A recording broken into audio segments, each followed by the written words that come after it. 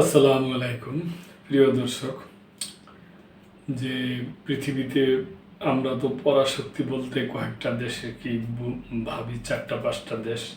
তার মধ্যে আমেরিকা যুক্তরাষ্ট্র অন্যতম, চীন আছে, রাশিয়া আছে, আর অন্যান্য দেশ আছে। তো ওনাদের চীন যুক্তরাষ্ট্রের আহ, সম্পর্ক যাই থাকুক না কেন, ওনাদের মধ্যে নিজেদের একটা আছে।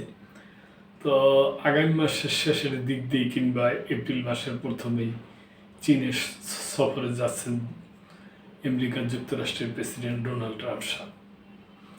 আগামী মাসেই চীন সফরে যাচ্ছেন মার্কিন প্রেসিডেন্ট। চীন সফরে যাচ্ছেন যুক্তরাষ্ট্রের প্রেসিডেন্ট ডোনাল্ড ট্রাম্প। আগামী 31শে মার্চ থেকে 2রা এপ্রিল পর্যন্ত প্রেসিডেন্ট চীন সফর করবেন বলে জানিয়েছে হোয়াইট হাউস।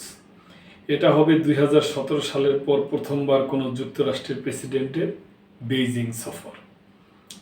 নিজের প্রথম মেয়াদে 2017 সালে ট্রাম্পই শেষ কোনো যুক্তরাষ্ট্রের প্রেসিডেন্ট হিসাবে চীন সফর করেছিলেন।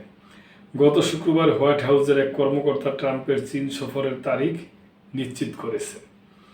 এর আগে ট্রাম্প ও চীনের প্রেসিডেন্ট শি জিনপিং দুজনেই সাম্প্রতিক মাসগুলোই দুই দেশের মধ্যে চমৎকার এবং ভালো যোগাযোগ হওয়ার কথা বলেছেন। নিজের পরিকল্পিত চীন সফর নিয়ে গত বৃহস্পতিবার ট্রাম্পও কথা বলেছেন। চীন সফর প্রসঙ্গে ট্রাম্প গত বৃহস্পতিবার বলেন, এটা হবে জমজমাট এক সফর। তিনি আরও বলেন, চীনের ইতিহাসে এ পর্যন্ত যত আয়োজন হয়েছে তার চেয়ে বড় পরিসরে আমাদের উপস্থিতি ও আয়োজন নিশ্চিত করতে হবে। এমন সময় ট্রাম্পের চীন সফরের ঘোষণা এলো যখন মার্কিন সুপ্রিম কোর্ট বিশ্বজুড়ে বিভিন্ন দেশের উপর ট্রাম্পের আরোপ করা শুল্ক বাতিল করেছেন। ট্রাম্প প্রকাশ্যেই অন্যান্য দেশকে তার নীতির পক্ষে সমর্থন দিতে বাধ্য করতে শুল্ক আরোপকে অস্ত্র হিসাবে ব্যবহার করার কথা বলেছেন। গত শুক্রবার হোয়াইট হাউস থেকে ট্রাম্পের চীন সফরের তারিখ ঘোষণার দিনেই সুপ্রিম কোর্ট থেকে শুল্ক বাতিলের রায় আসে। ট্রাম্পের চীন সফরের বৈঠকগুলোই আলোচ্য বিষয়ের মধ্যে খুব সম্ভবত শুল্ক থাকবে। সঙ্গে মার্কিন বাণিজ্য হুমকির বিরুদ্ধে চীনের প্রতিক্রিয়া নিয়েও আলোচনা হবে। বাণিজ্য শুল্কের প্রতিক্রিয়ায় চীন যুক্তরাষ্ট্র থেকে সয়াবিন কেনা বন্ধ করার কথা বলেছে। চীনে যুক্তরাষ্ট্র থেকে রপ্তানি হওয়া শীর্ষ পণ্য ছিল সয়াবিন। সাম্প্রতিক মাসগুলোই বেশ কয়েকজন পশ্চিমা নেতা বেইজিং সফরে গেছেন। তাদের মধ্যে উল্লেখযোগ্য হলেন কানাডার প্রধানমন্ত্রী মার্ক কার্নি।